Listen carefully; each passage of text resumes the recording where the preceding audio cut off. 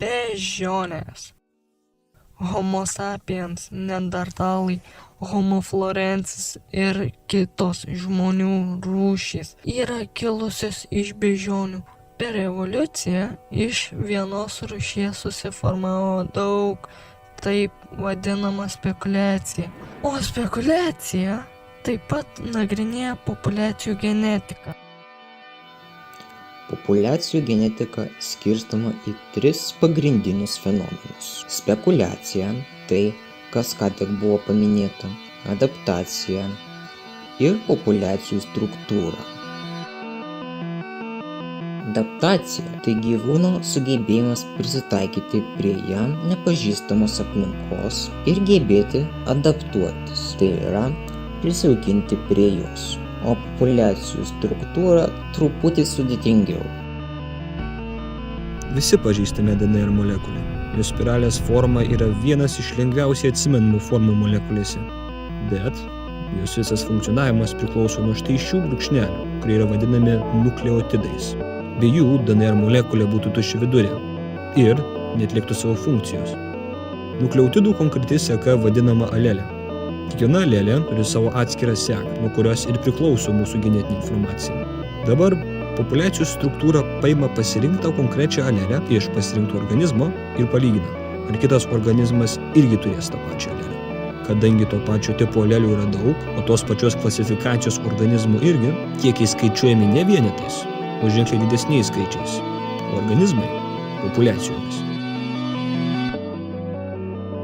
Taigi, fenomenus aptarėme, bet visa giluma slypi populiacijų genetikoje studijuojamuose procesuose. Jų yra 4 – atranka, dominacija, epistazija ir mutacija.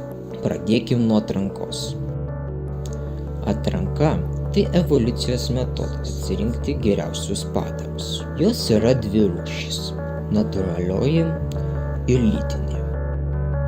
Natūrali atranka veikia gan paprastai.